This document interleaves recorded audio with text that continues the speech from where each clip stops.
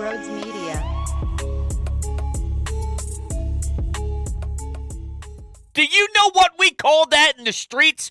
An ass kicking. An ass kicking in the Boston Garden. Which part of the game was your favorite? Let's play that game. What did you admire the most? 6 threes from Tyrese Maxey? 30 points?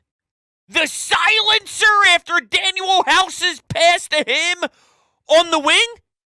How about Embiid? The mid-range jumper, the two-man game with James Harden? The blocks defensively? Al Horford missing every single damn three because that's really who he is? Oh, let's also point out that he can get abused defensively. Wow. I knew that the Boston Celtics were scared the moment I saw Malcolm Brogdon's quote prior to the game. It's a must win. It's a must win. It's a desperation mindset for us tonight. There's frustration and anger letting go games we should have won. Let me summarize for you. There's so much pressure on the Celtics back at home, Game 5, because they feel that they shouldn't even be in this position. But the problem is, I think their leadership, not just Joe Mazzulla, but Jason Tatum, Jaylen Brown, the leadership from their stars, it's weak. Al Horford can only carry you and your locker room so far from a veteran standpoint. Like PJ Tucker, there's no doubt in my mind that his handprint was all over their mentality. And going to Joel Embiid's face in Game 4, keeping up that level of voice and how much that matters to this team, it's massive. But if Joel Embiid doesn't dominate or if James Harden doesn't bring it, that only goes to a certain distance. The Celtics are never going to succeed with Jason Tatum starting off the game, missing basically every shot. Oh, whoop-de-damn-do, he scores over 30 points. He took 27 shots for his 36. I don't like the way that he has played. Credit Tobias Harris. Credit a lot of the way that they brought the attitude defensively. Every time the Celtics made a run, one, Doc Rivers had an awesome timeout to stop the bleeding, and two, the Sixers then brought it offensively. I didn't see Maxey doing this. Full disclosure, all day today on the best show ever, we were trying to find who the Lonnie Walker would be because Lonnie Walker had double-digit points for the Lakers down the stretch, and who the hell would have thought that would happen? We were wondering, who would it be for the Sixers to have that type of game? And I thought maybe DeAnthony Melton because we watched him do it without Joel Embiid in Game 1. And sometimes he's been able to do that for you throughout the regular season. But no, it wasn't necessarily him. It was Maxey. I didn't know if he could do that in this series. I'm not projecting long-term in his career. I'm saying now. I thought he needed this pain. And he did go through some growing pains. But there was a two-man game action ran between him and Embiid. They're making crazy plays. Embiid's throwing it over his head. Maxey gets a wide-open paint. He drives. He finishes. He's been all out of control with his body in this series. He attacks the paint. There's a lot of bodies in the paint. He's throwing it up off the window.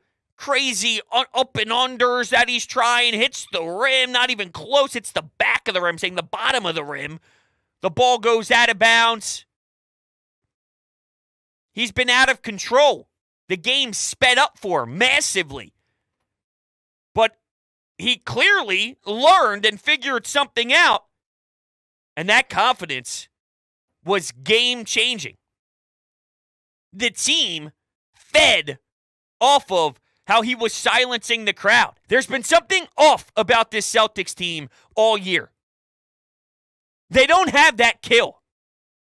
The chemistry, it's not fully locked in. And PJ is a huge reason why the Sixers seem to have it all together.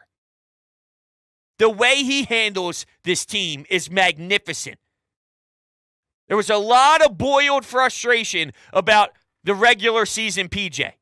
I just want to make sure it's on display now.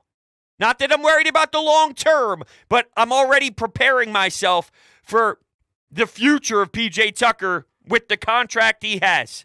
Remember these moments. Remember this time of the season. I'm telling you that I would bet my life on it and my entire savings. Hopefully my wife is sleeping and doesn't hear me, but I'm that confident in the next statement I am going to make. This team was led by PJ Tucker and a certain message before taking the floor at the TD Garden. And damn it, I think the same approach is going to be said heading into Game 6 at home. Because we can't let this take over all of our feelings. Job's not done. Job's not finished. They don't have 4 wins. The Celtics have a lot of talent. It's not going to be easy to put them away. I think they're cracking.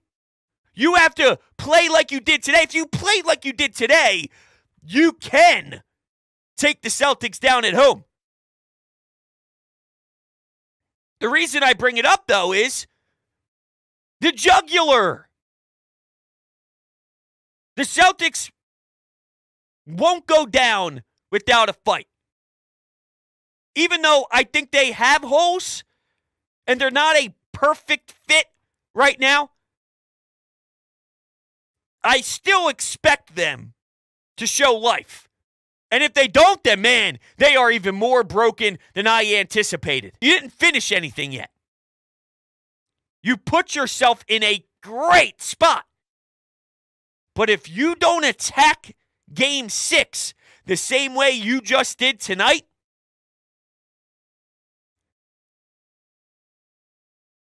I'm just saying, even though I wouldn't be afraid of a Game 7 after what I saw today. There's a reason why the Boston Celtics have the home record that they do in the postseason over the last 14, 15 games or so. I don't want it to get to 7. Do it, though. Do it in 6. Do it in 6. I'm not afraid of 7, but do it in 6. I need for them to show up just like they started tonight. Because there was something about the way they were playing stylistically with confidence that if you were a Sixers fan, it literally sounded like it was going to be a great game. They set a tone from tip-off.